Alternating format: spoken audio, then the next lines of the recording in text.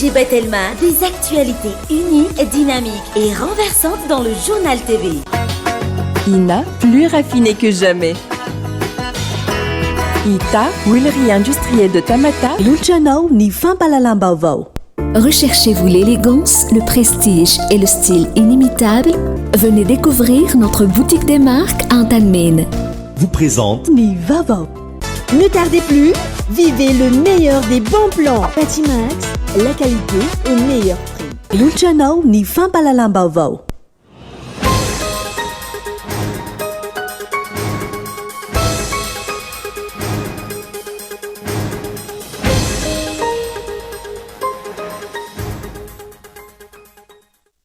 Manana andraikitra goavana amin'ny ady amin'ny fananjanany zon'olombelona ny isambatan'olona sy ny mpitondra minimikipy izay tsy azo heverina hanome ohatra tsara amin'izay ady goavana ilain'ny firenena izay. Tsy misy ny fanantenana amin'ny fitakinany Ilze Pars raha ny toerana misy ny filoha ankehitriny. Nidinika ho an'ny nosy malagasy izay feno efa toana katroka saingy tsy nahitan-tohiny hatreto. Mihamafy ny fahantrana eto Madagasikara tao anatin'ny 3 taona farany. Isan'ny tompon'antoka voalohany amin'ny fampahantranan'ny malagasy ny fitondrana ny fanesy hoy ireo mpisehatra maro. Tsy voafeny tsy fandriampahalemana eto Antananarivo sy ny manodidina. Tsy ampy ny mpitandro ny filaminana manao fitsiriana eny fotony ary anampitrotraka ny fatapahan-jiro izay manome vahana ireo mpanao ratsy. Any ivelany, miantso ny vondrona Europeanina ndray sazy entitra ho an'ny vondrona Hamas sy ireo mpiaradia azy i Frantsa, Allemagne ary Italia araka ny taratasy nalefan'izy ireo ho an'ny lehiben'ny diplomasia Europeanina. Niady eo amin'ny Israela sy Hamas izay mihamafy hatrany ary ao avy hatrany ary ny andinindinindreo.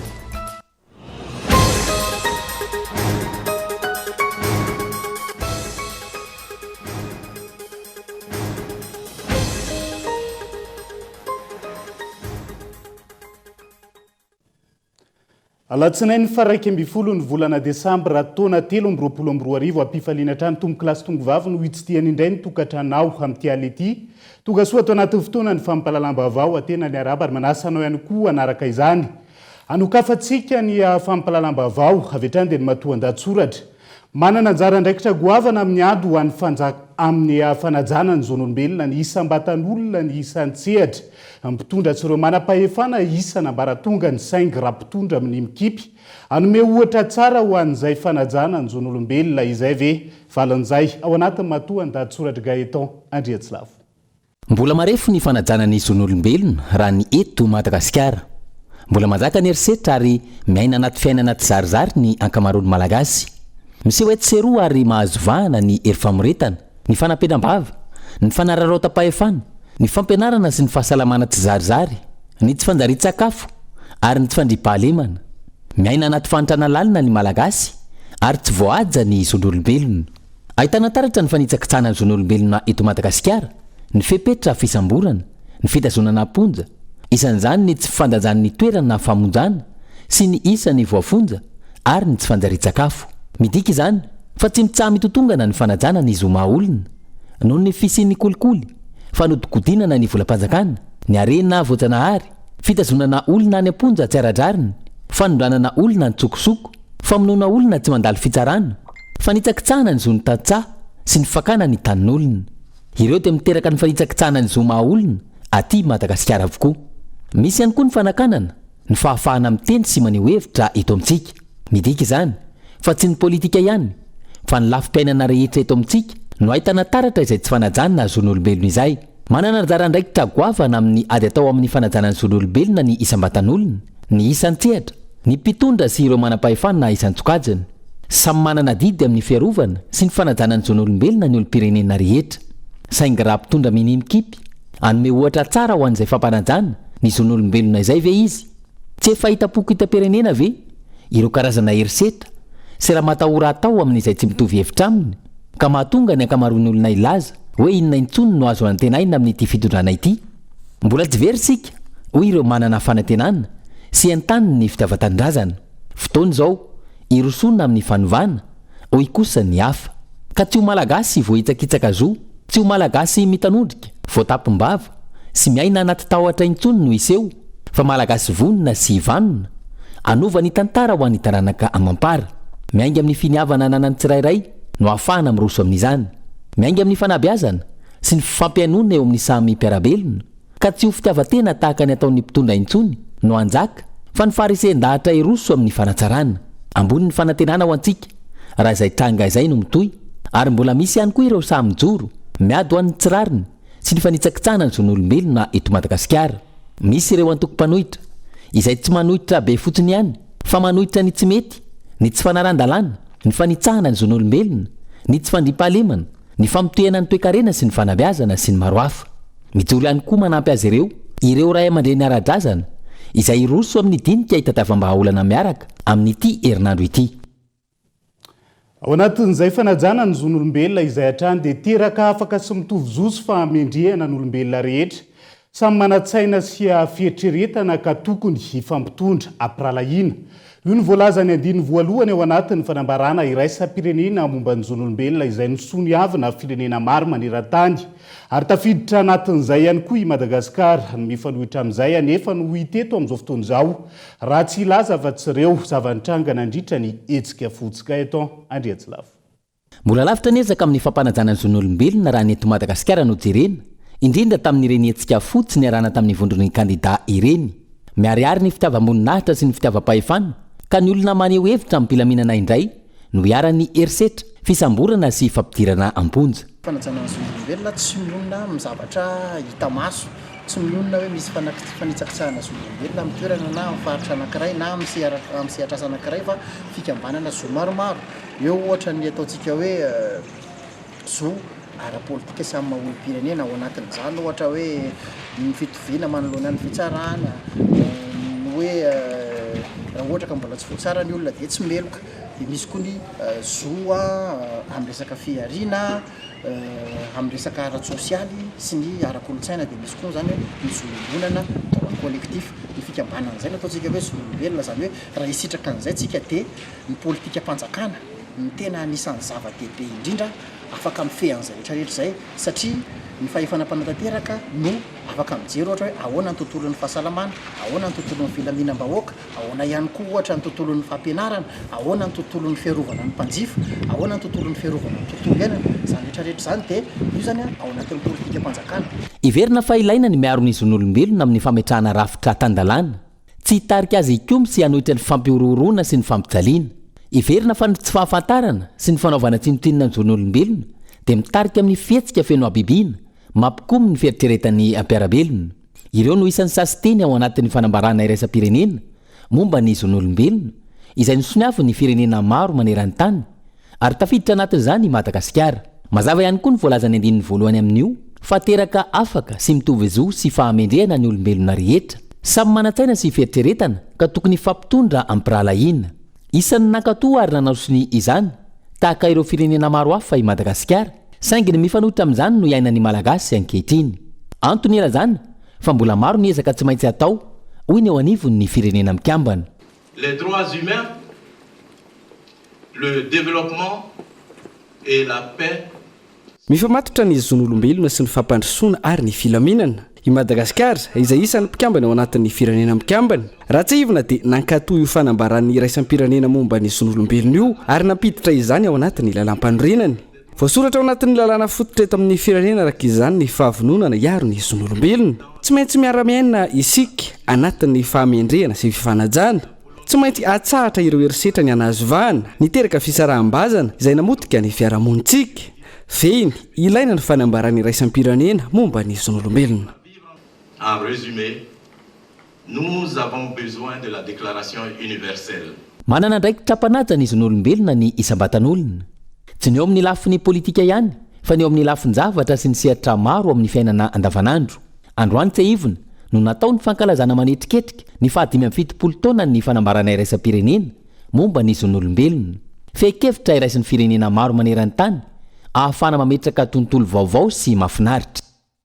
Mbola lavitra araka izany ny ezaka fampanajana ny zon'olombelona, indrindra ny fampanajana ny zon'ireo voafonjy eto Madagasikara, ho ny vondrona Eoropeana na eo aza ny fampivoarana irosony mpitondra amin'izao fotoana izao, indrindra ministera voakasika. Araka izany ndrosona ny famatsian'ireo tetikasa miisa roa misehatra amin'ny fampanajana ny zony ankizy tsy ampy taona voafonja. izay asa amina faritra misy 10 eto Madagasikara ao anatiny 4 volana. Androany no tanterana ny fanaovan-tsonito eo amin'ny vondrona Eropeanina sy ireo tetika asa ireo. Fa sarotra ny ananana fanantenana amin'ny fitakiana ireo Ilze Parsa raha ny toerana misy ny filohan'ny pirenena amin'izao fotoan'izao no jerena. Feno efa taona katroka tamin'ity androany ity raha teo ilay dinika ho an'ny nosy malagasy teny amin'ny CCI Vato. Saingy tsy hita hatreto ny vokatrizay. Tsy manana politika mazava momba izany mpitondra fanjakana ireo nandray anjara tamin'izany dinika izany. Henri Florian. 20 Decembre 2024, 20 Decembre 2024. Feno efa taona katroka androany no nisian'ny election be nandraisan'ny European-tsetra avy amin'ny lafivaliny nosy anjara ho fandraisana ireo sosikevitra rehetra entina mitaka ireo nosy malagasy na ny Ilze Parsa eo anoloany ny frantsay teny amin'ny CCI Ivato. Efa taona ty aorina mbola nitsefitra na nininana tsefitra tahaka ny mahazatra indray nietsika mody ny takina ireo nosy malagasy ireo no tariny Andrajoel. Raha ny fantatra farany teo isika malagasy mihitsy no nangataka ny hanemorona ny fivorina niarahany ireo komite manokana ho toy ny fampidinina efa nisy tahaka ny teny Andafiavaratra.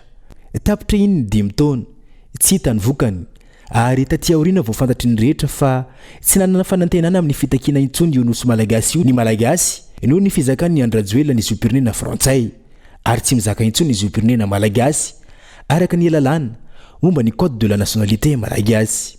Araka ny didiny ACC izy indray no napetraka ireto farany hitantana ny firenena ao anatin'ny 10 taona manaraka.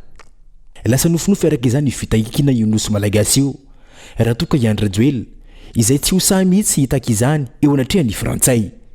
Ho an'ireo olo-pirenena naray anjara tamin'ny ladinika efa taona lasa izay tsy ampy ny fitakian'ny filoham-pirenena ireo nosy ireo. Mila firaisan-kina zany ny malagasy amin'ny fitakianareo nosy ireo. Tena ilaina zay amin'le hoe isian'ny firaisan-kina eo amin'ny samy malagasy zay. Ny zavatra misy tokoa mantsy rehefa zoina zany raha any Mauritiana mitaky ny nosy Chagos amin'ny Royaume-Uni dia tena miray iny izy. Zany hoe zay mpitondra rehetrarehetra mitondra ny Maurice dia mitaky avy hatrany an'ireo nosy Chagos ireo. Dia ny vahoaka rehetrarehetra koa dia manaraka an'ireo mpitondra azy rehefa hoe atao le fitakiana zany an'ilay nosy Chagos. Raha jerentsika ny fandehan'ny zavatra amin'izao fotoana zao lasa lavitra kokoa ny nosy Maurice amin'ny fitakiana ny nosy Chagos raha oharina amintsika malagasy amin'ny fitakiana an'ireo nosy malagasy. Fa itsika malagasy tena tsy mivoatra mihitsy zany ilay fangatahantsika n'andreo nosy malagasy ireo. Dia izay zany ny zavatra anankiray tokony mampisaina antsika malagasy hoe ilaina le firaisan-kina ary ny filoha rehetrarehetra izay mpitondra rehetrarehetra ny Madagasikara dia tokony tonga dia mitaky an'io. Raha ny fanazavana hatrany raha tsy manana finiavana amin'ny tena fitakiana ireo nosy malagasy ireo ny mpitondra fanjakana tokony ady mafy amin'ny fiaraha-mitantana aloha ny mpitondra malagasy mba azo ny vahoaka malagasy tombontsoa avy amin'ireo nosy ireo. Raha ny fantatra ny volana Decembre taona 1979 no nisy ny fivoiram-be ny commission de l'océan Indien natao tatsy amin'ny nosy La Réunion izay nisy ny fanampan-kevitra ny rahan'ny rehetra fa ireo nosy misy disadisa dia napetraka ho fiara-mitantana mandra-pisia ny vahaolana raikitra ary izay no tokony ataon'ny Madagasikara ny fanazavana ireo mpandalina fiainam-pirenena hatrany. Ireo firenena zany izay miara-mitaky nosy aty amin'ny ranomasina Mediana na miara-mitaky farin-dranomasina ka misy litige zany ny satria samy miara-mitaky dia afaka atao no miara-mitantana an'ireo nosy ireo na ireo farin-dranomasina ireo. Vahaolana vonjimaiky misy an'izay vahaolana zay dia agny amin'ny manaraka agny rehefa tena hita ny vahaolana zany dia zay vao mahita amin'izay hoe iza ny tena tompon'le nosy iza ny tena tompon'ilay farin-dranomasina. Fa isika malagasy rehefa hoe tenenina hoe co-gestion asa nahaitsika rehetrarehetra ny tena dikan'le izy. Fa rehefa tenenina le co-gestion dia mpamadika tanindrazana no anaran'olona miteneny zay. Lizy nefa ny tsy famadihana tanindrazana fa mba hanamorana zany hoe satria misy fitakiana misy fiaraha-midinika dia tsy mandroso le fiaraha-midinika dia misy vahaolana vonjimaika aloha apetraka. Izay le dikan'le co-gestion. Izay raha fandraisako azy manokana dia tsy famadiana tanindrazana fa ny tsy firosoana amin'izany aza no everiko hoe famadiana tanindrazana. Amin'izao fotoana zao jereo tsara hoe ny frantsay rery no maka ny licence de pêche amin'ireo nosy ireo, zany hoe mitranga amin'ny kitapom-bolany any zany le licence de pêche. Ary dia zay zany no anisany koa mahazava-dehibe hoe amin'le resaka licence de pêche amin'izay fotoana zay dia miditra amin'ny kitapom-bola malagasy, miditra amin'ny kitapom-bola frantsay, fa tsy ny frantsay rery no mahazo anazy. Zany isany mahatsara nyty resaka hoe fiaraha-mitantana ty. Vita iny 5 taona ny tantana ny filoha ankehitriny ny Rajoel fa nijanona ho fampanantenana pokaty ny raharaha Ilzepars. Hiditra indray ity ny 5 taona vaovao nanomezana fahefana azy tao anatin'ny amboletra sy ny tsy fanaran-dalàna. Tsy hisy vokany ny fitakiny na iniky idondra na iniky hiatra hoy ireo mpanara-baovao. Tsy azo antenena intsony araka izany ny dingana ho ataon'ny Madagasikara indrindra fa ataon'ny Andry Rajoel manoloana ny fitakiny ireo nosy malagasy ireo.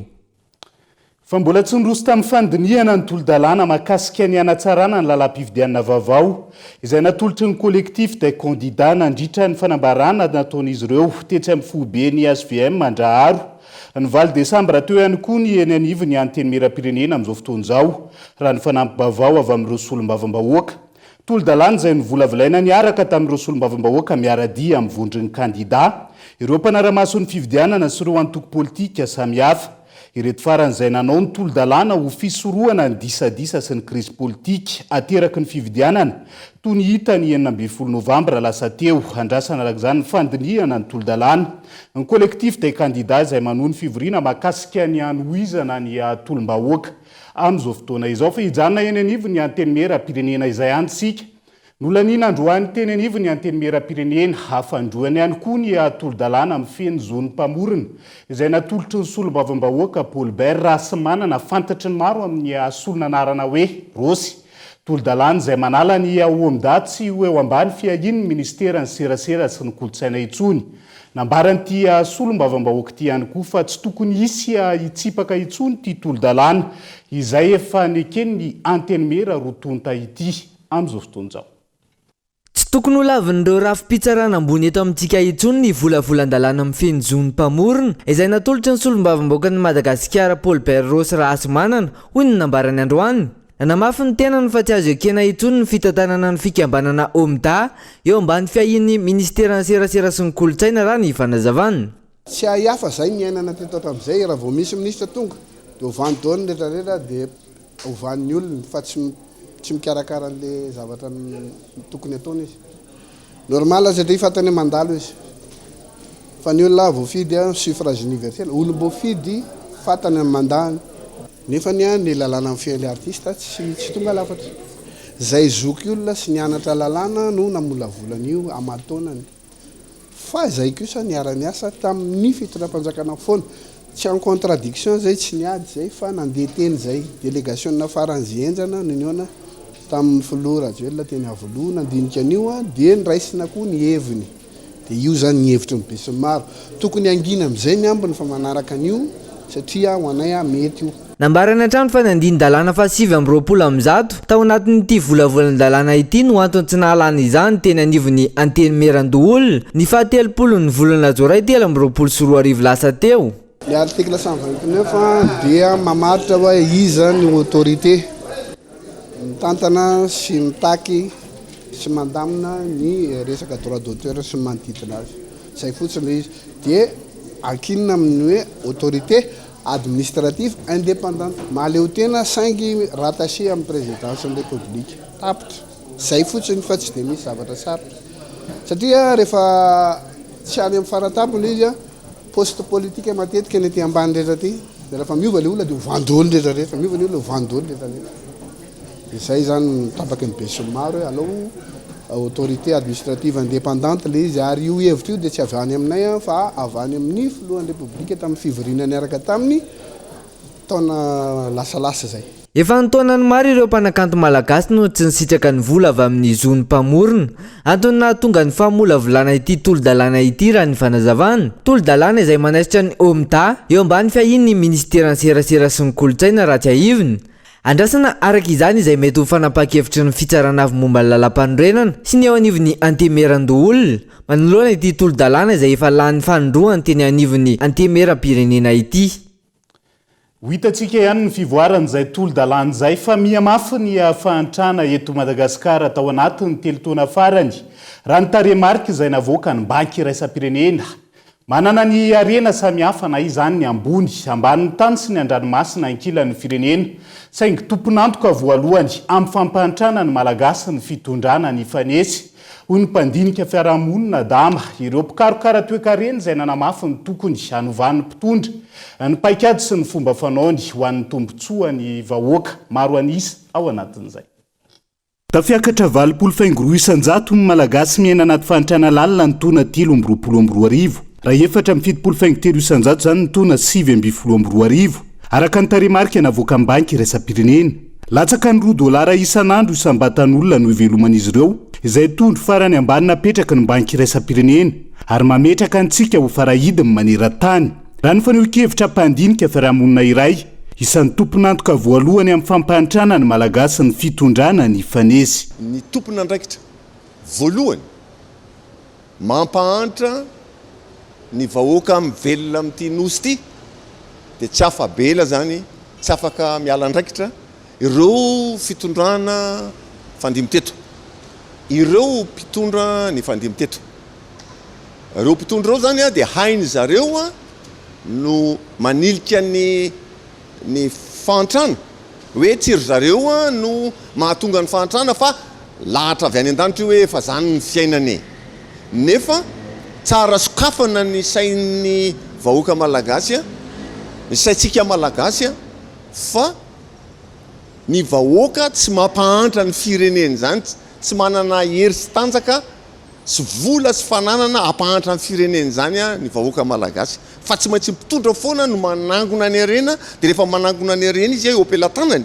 feheziny dia lasa ny sarababen'olona rehetra lasa tafitra ao anatin'ny fampahantrana izay zany mila sokafana ny saintsika fa ny fahantrana ray olona dia tsy latsaka avy any an-danitra ary tsy lahatra velively tsy lahatra tsy ny fiainana zany ny diso fa ny mpitondra ny fandimby no tompona andraikitra nampahantra antsika zay zany le izy raha ny zava-misy hatramin'ny androany tsy hitantaratra ny fahavonona ny fitondram-panjakana iady amin'izay fahantrana izay manapirofo zany ny filaran'i Madagasikara anatin'ny indice mondial de la faim 3 izay mametraka ny firenena eo amin'ny laharana fa 4 amin'ny firenena 5 mila manova ny paikadiny sy ny fomba fanaony araka izany ny fitondrana ho ny mpikirakira ny totanisa sy ny mpikaroka momba ny toe-karena raha misy ny finiavana ampivoatra ny isa ambatan'olona fanjakana eto amintsika raha ny ohatrany hoe lasa manome vahana monopole manome vahana mpandraharaha izay mety akaiky ny fanjakana manome vahana reo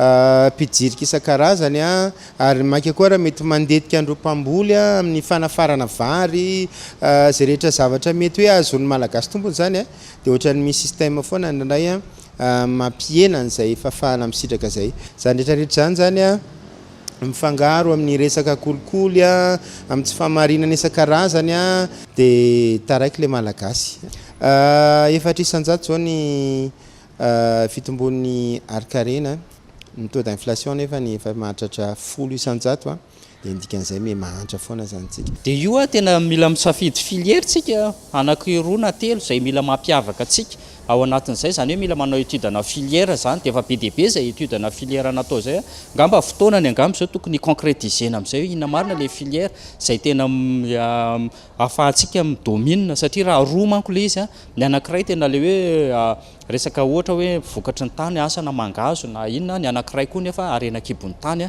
dia mety misy fantelo ny resaka économie bleu koa reny koa efa tsy azontsika elana ntsony satria efa mivoatra zany zao ny toe-karena eran-tany dia mila maharaka tsika mondialisation raha ny voarakitra anatin'ny taditra maro niaraka tamin'ny famoahana ny indice mondial de la faim ho an'ny Madagasikara hatrany voasikajo alarmonty ny zava-misy amin'izao fotoan'izao izay nampilahatra antsika amin'ireo firenena toa ny Burundi ny République centrafricaine sy Yemen ity faran'izay firenena nanjakany savorivory nandritra ny valitaona ka isan'ny tarika ny fahantrana tsy izay ankilan'ny zava-misy eto Madagasikara saingy nahoany sika ny toy izao oropsihetra maro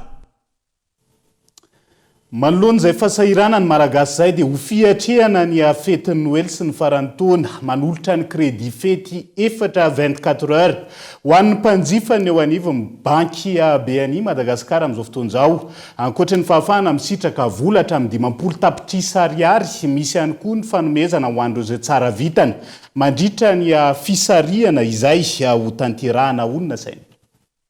Tahaka ny fanao ny isan'ny taona ho fanomezana fahafahampony mpanjifany niverina indray ny crédit fety 24 heures iarahana amin'ny BNI Madagasikara ahafahan'ny mpanjifany miatrika fety ampilaminana. Findramam-bola crédit 24 heures izay mivoaka amin'ny fotoana fohy dia fohy maivana ny taratasy angatahana amin'izy io hatramin'ny 50 millions d'ariary no afaka angatahana ary afaka verina isam-bolana hatramin'ny 420 volana. Ankoatran'izay misy ihany koa ny compte tahiry mitsiry izay omena ireo mpanjifa manaim-poana ho an'ireo rehetra izay maka ny crédit fety ny tombola voalohany ho an'ireo izay manao crédit fety sy compte tahiry mitsiry dia azahoana 1 million d'ariary ho an'ireo izay voasarika olana kenina no isitraka an'izy io. Ankoatra ny fahafahana mindram-bola mandray anjara avy hatrany amin'ny fisarihana ihany koa ireo izay nafen'ny fepetra ka volatra amin'ny iray tapitrisa ariary no azo amin'izany. Taratasy rehetrarehetra ilaina ahafahana misitraka ny crédit io zany dia natao farak'izay tsotra mba ahaingana ny izy. Fanomezana voalohany dia ho an'ireo izay misitraka ny crédit 24 heures dia mahazo compte épargne mitsiry manaim-poana. Tonga zany dia afaka milalao sy mety ho voasarika zareo ao anatin'ny tombola zay sarihana mpandresy keniny dia 1 million d'ariary isaky ny mpandresy ny fanomezana omena. Dia te hanome koa zahay fanomezana hafa koa ho an'ireo zay olona mampiasa ny mandovola zany miaraka amin'ny carte bancaire ny BNI na ina le type de carte na lokanga io na harmonia io na premier io. Ka zay olona rehetrarehetra mandovola zany mandritra ny période iny hatramin'ny fin janvier dia tonga dia milalao avy hatrany koa amina tombola hafa indray. Misy tombola fanindroa indray zay azahoan'olona 20 be zao no mety ahazo fanomezana dia 20 millions d'ariary be zao koa no zaraina amin'izay. Nanomboka ny ena Decembre teo ary tsy farana raha tsy amin'ny 4 Febroary 2024 ny crédit fety 24 heures iarahana amin'ny BNI Madagasikara. Dia izay ihany koa no hoentsika misety vetivety eo anaty doka fohy ny raharaha Gasikara Fenosoa eo ihany koa ny tsy fandriam-pahalemana eto Antananarivo sy ny manodidina ary ny ady amin'ny finanana paraky sy ny fifohana sigara pany amin'ny fanadiadiana azo vaovao misongadina mbola hoentina aminao rehefa avy eo mandrapitafa vetivety ary.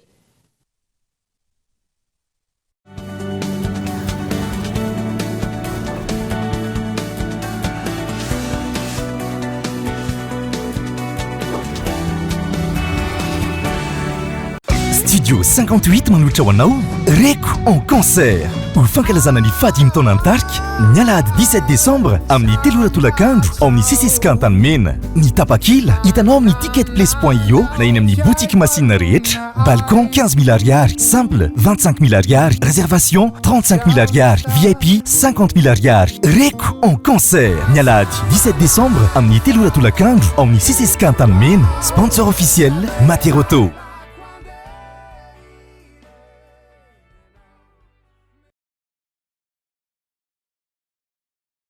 Ina dia vita amin'ny soja voafantina mba hampatsiro ireo karazan-tsakafo karakarainao. Ny menaka Ina dia ahitana oméga 3 sy oméga 6 ary ara-pahasalamana no ny otrikaina entin'ny soja. Ina ilay menaka manome tsirony nahandronao isan'andro.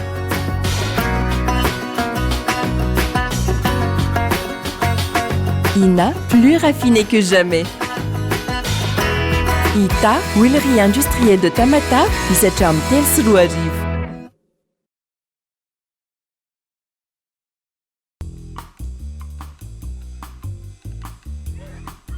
Ce n'est pas n'importe quel rasoir Bic.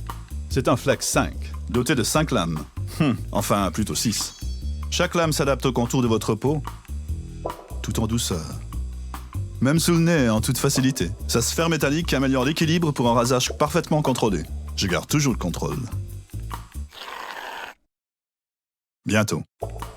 Big Flex 5. Révélez le barbier en vous. Eh, farilako mon premier yaourt ihany hono ny azy e. Yaourt vita malagasy azo avy amin'ny ronono no nikarakarain'ny Farilak. Ilay namana akaiky ny neny. Yaourt natokana ho an'ny ankizy, manampy azy amin'ny fitombony, be protéine ery, mitondra ny voka-tsoa natoraly ny ronono sy ny tsara indrindra avy amin'ny kobam-barim-bazaha, sady matsiro no malefaka ery. Farilak mampitombo ny ankizy amin'ny fifaliana foana. Recherchez-vous l'élégance, le prestige et le style inimitable? La boutique des marques vous attend. Nous vous proposons une large gamme de marques de sacs, chaussures et divers accessoires pour satisfaire votre style. Adidas, Fossil, Lacoste, Lancel, Michael Kors, Nike, Tommy et d'autres marques les plus appréciées. Venez découvrir notre boutique des marques en Tanmin. Téléphone 034 81 978 01. La boutique des marques vous attend. Passez un super Noël avec la Super App Mvoul. Du 4 au 21 décembre, utilisez la Super App Mvoul pour transférer, acheter du crédit et payer vos factures. Et gagnez jusqu'à 5 millions d'arrières pour faire plaisir à vos proches. Qu'attendez-vous? Téléchargez vite la Super App Mvoul sur Play Store ou Apple Store. Mvoul, simple, immédiat et sécurisé.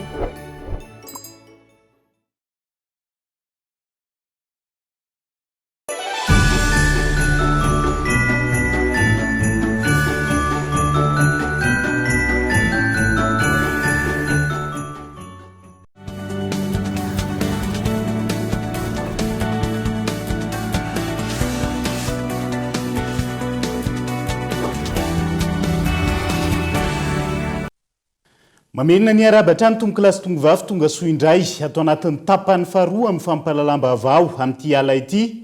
Isan'ny vaovao misongadina ihany koa tamin'ny efatra ora tolakandro teo no nivoaka atao amin'ny sampana misahana ny eloka be vava fiadanana ny mpanao gazety ny Real TV Madagasikara Gaspard Fensoa sy Tabera Christian rehefa nasaina nivelona teny an-toerana tamin'ity androany ity. Dossier à transmettre eny amin'ny fampanoavany indray araka izany raharara ny tatitra azo avy amin'ny mpisolo vava azy ireo tamin'ity androany ity. Henri Florian.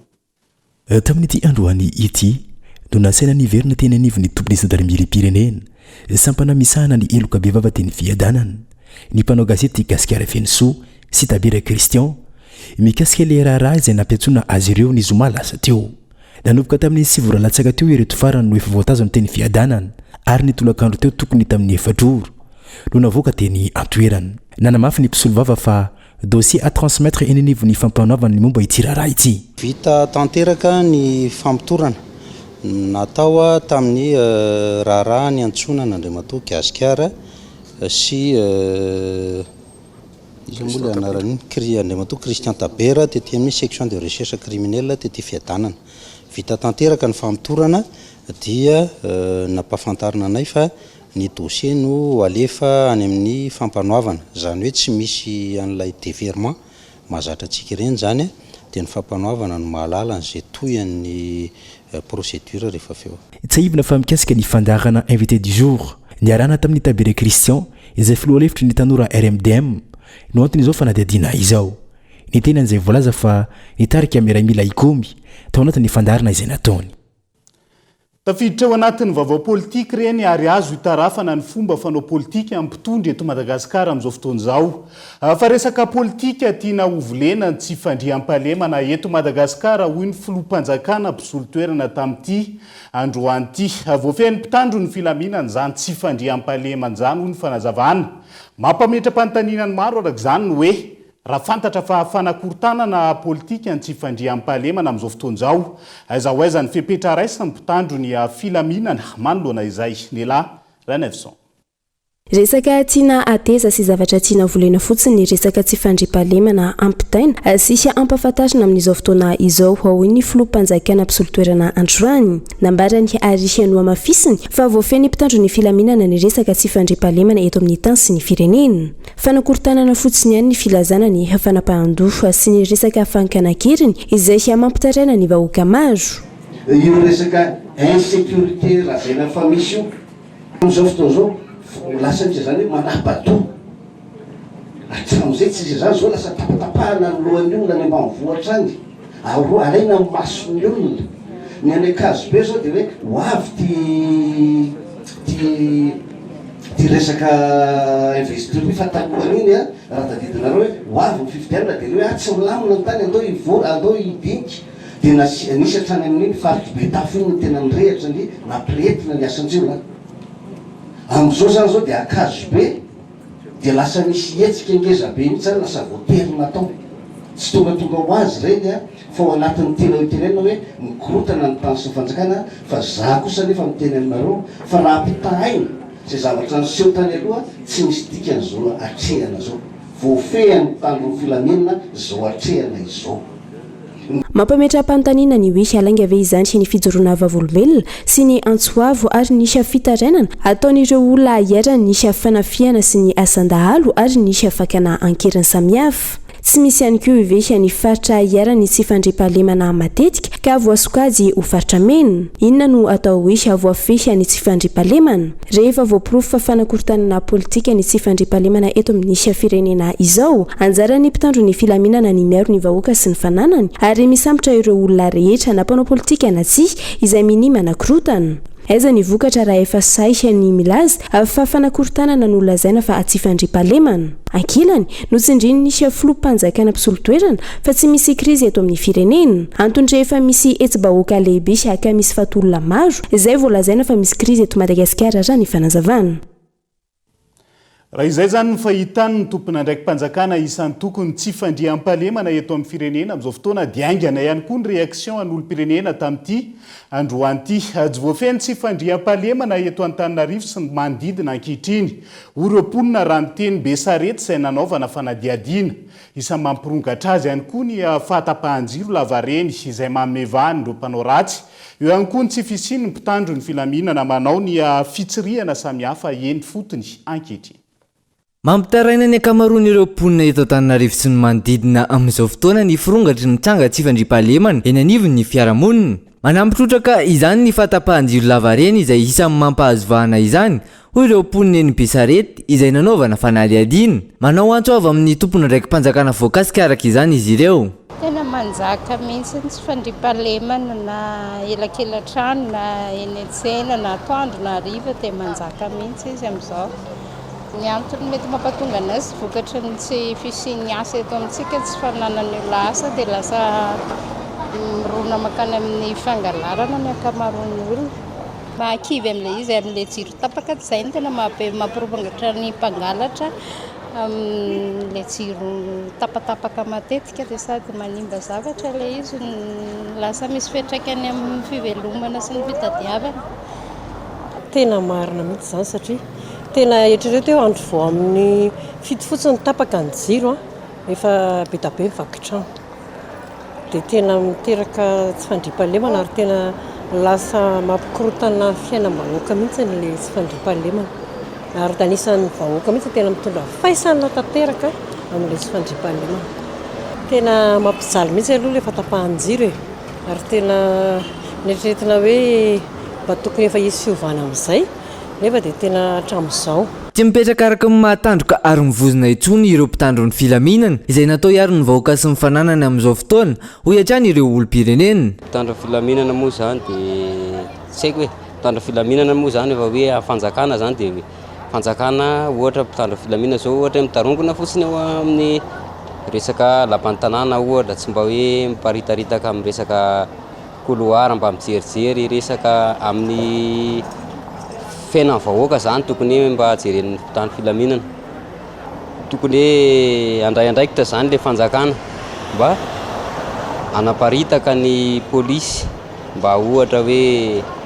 anara-maso hanao larondy ny elakelatrano ny manodidina ny olona malagasy rehetra satria ny fiainan'ny malagasy mihitsy mipotika mipotika zany tsy vao vakomaly lisina nentaka teo beoririka zany hoe na fanendahana na vakitrano na miseho amin'ny lafiny maro mihitsy any raha neto an-drenivohitra fotsiny tena tsy manotro fahalemana raha neto Antananarivo renivohitra amin'izao fotoana izao izy nge Analakely zao teo be tabe nefa le zavatra trangana ne zao teo beoririka zany hoe raha tsy nandeha zany tany dia tsy nitranga le loza tokony hamafisiny koa zany ny fandraisana andraikitra amin'ny tsy fandriam-pahalemana asa hoe manakaiky vahoaka kokoa zany rehefa manao ny asany le mpitandro amin'ny filaminana ireo ohatra amin'ny be tabe any nge izy raha hita amin'ireo Analakely ireo fanao ny reny tsy reto Antananarivo renivohitra fotsiny manino reo tsy miparikeraky ny lakera-trano ny andalana rehetra eny nefa afaka be tabe mitombo fotsiny eo Analakely zany tsy ny eto amin'ny faritany Antananarivo sy ny manodidina ihany faritra marany koa nefa naneo fitarainana manoloana ny firongatry ny tsy fandriam-pahalemana amin'izao fotoana etsy ankilany mbola maro ireo mpitandro ny filaminana izay miantrana etsy amin'ny kianjan'ny 13 Mey ireto farany izay ampiasaina atao hery famoretana ireo mpanohatra mitaky fanaran-dalàna ny vahoaka malagasy ao anatin'izany tsy mandry fahalemana na tandro na alina na tsaha na tanàna manampitrotraka izany ny fampitehany sy ampiariana vokatry ny fahatapahan-jiro lavareny sy ny fiakarany vidim-piainana ankehitriny asa hoe aza ho aiza manoloana n'izany tsy fandriam-pahalemana amin'ny endriny maro zany ilay hoe voafeny fandriam-pahalemana eto Madagasikara amin'izao fotoana izao fa manomboka manao fihetsika manohitohina amin'ny ady atao amin'ny fifohana sigara sy ny fihinanana paraky ihany koa ireo orinasa mpamokatra sigara eto Madagasikara ankehitriny raha ny fanadihadiana nataon'ny fikambanana iraisam-pirenena miady amin'ny sigara sy paraky nanomboka tamin'ity taona 3 ity antony ametrahana ny code de conduite na fitsipipitondrateny izay tokony arahiny rehetra ao anatin'izay indrindra ny fanjakana hafahana misoroka ny ingérence de l'industrie du tabac hoy ny teo anivony Ofinalat tamin'ity androan'ity Daniela Minoarso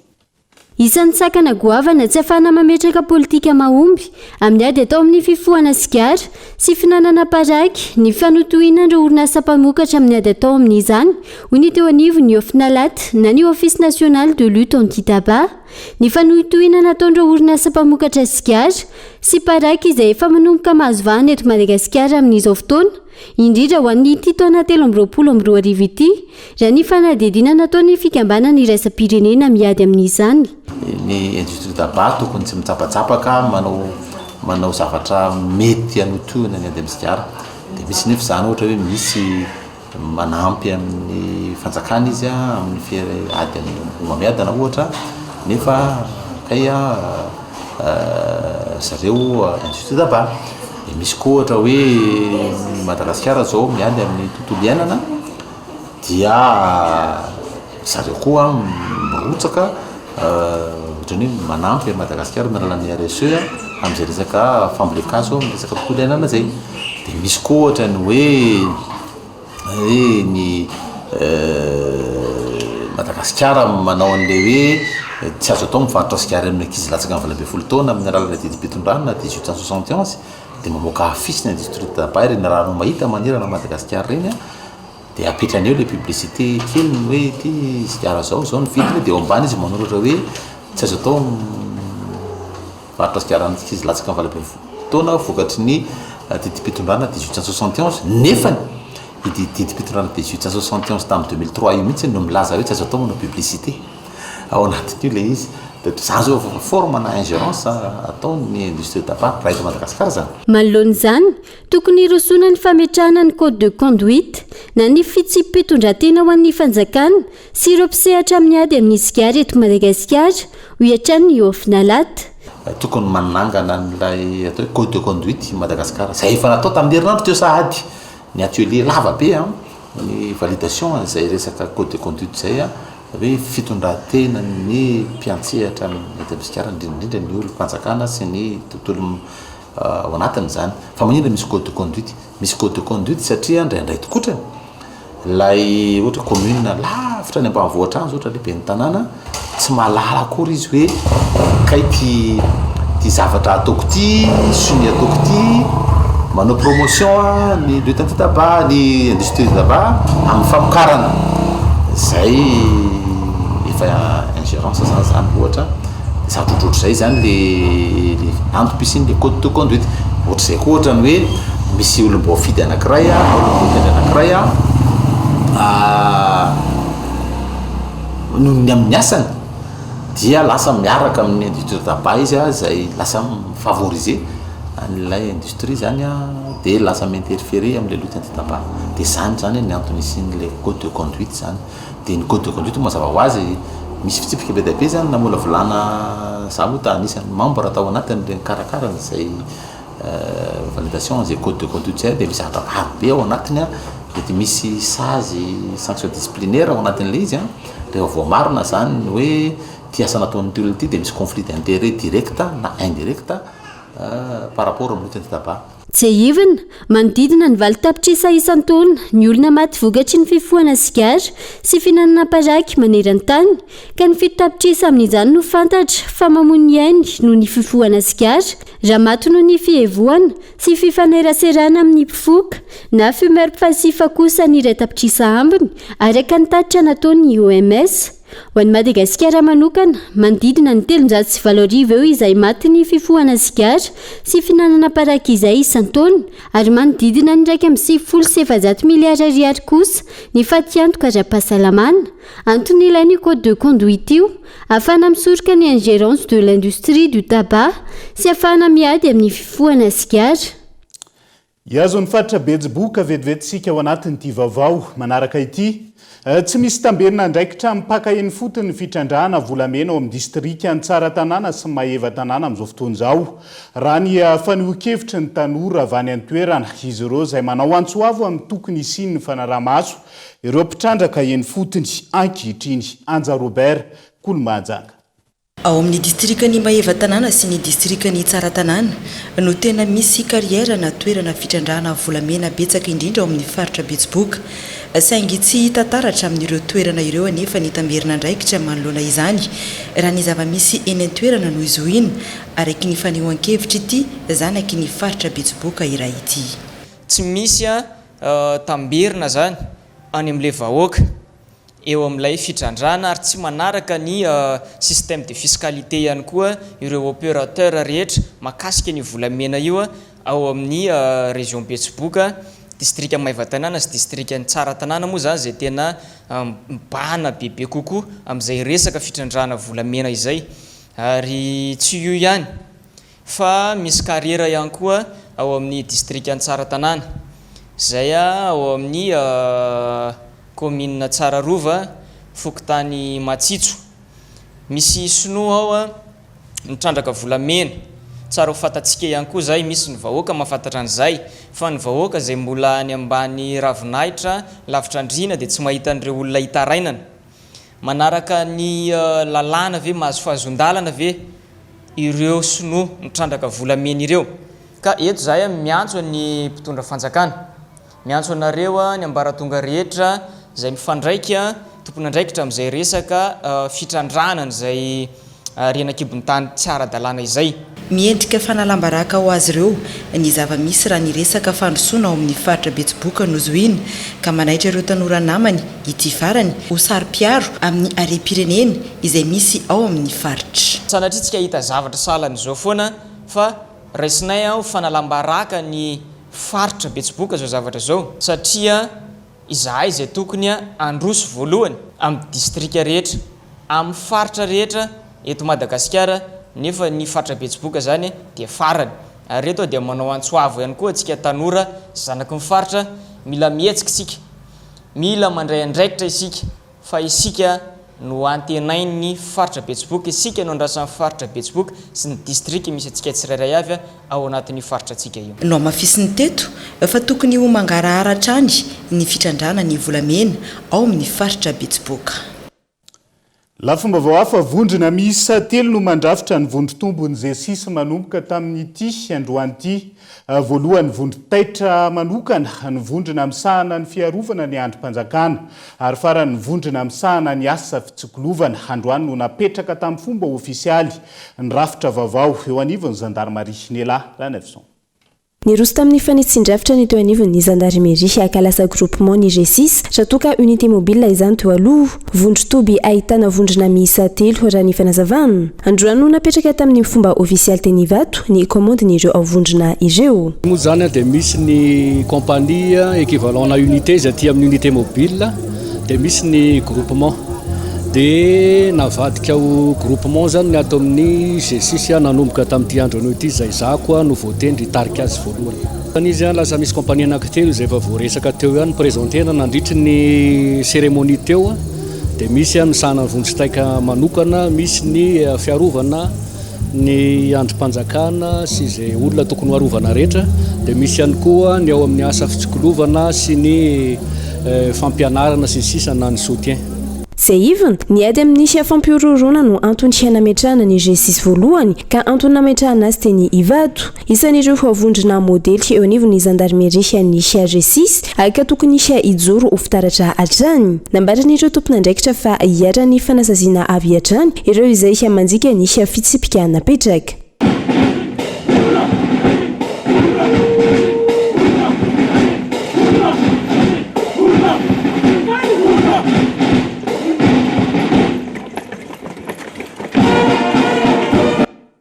Lafomba hafa vetivety tsy nisy mpijery ary tratrin'ny mosary ireo trabona taorian'ny aitrano ifanesi tao amin'ny commune Tanambao soavina distrika Nozovarika faritra Vadivavy.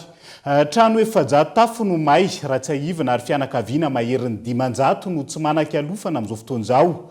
Ny vary amin'ireo commune ireo izay tafiakatra 500 ariary ny kapoaka ka anairan'izy ireo ny fitondram-panjakana tsy hanao zanakiala hafa ny distrika Nozovarika. Ao anatin'izay maresaka iraisan'ny pirenena ihany koa malohana ny ady any Gaza amin'izao fotoana miantso ny vondrona Eropeanina ndray sazy enitra ho an'ny vondrona Hamas sy ireo mpiaradia azy Frantsa, Allemagne sy Italia araka ny taratasy nalefan'izy ireo ho an'ny lehibe ny diplomasia Eropeanina Josep Borrell antony mihamafy ny fifandonana ary mandidina ny 100 ireo miaramila Israeliana maty nandritra ny fanafiana an-tanety natao tany Gaza herinandro vitsy lasa izay. Ny vondrona Hamas izay nandrahona fa tsy hisy takalonaina hivoaka velona ambony de Gaza zany raha tsy misy ny fifanarahana sy famahana ny fangatahana io vondrona islamika palestinianina io. Dia izay ihany koa tompoko lasy tompoko vavina ny hoentina mamarana ny fampahalalam-baovao amin'ity alay ity naizanaiza misy anao ankasitrahany ianao nanaraka izany hatramin'ny faray mandra-pitafa ho amin'ny rapitondray. Veloma tompoko.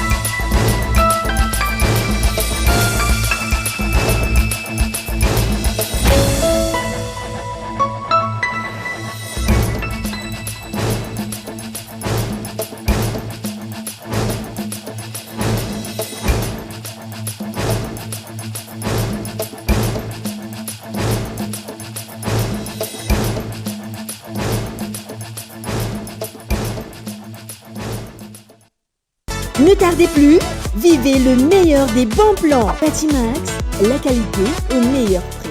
Vous a présenté Ni Vaovao. Ina, plus raffiné que jamais. Ita, huilerie industrielle de Tamata, vous a présenté Ni Vaovao. 5G Batelma, des actualités uniques, dynamiques et renversantes dans le journal TV.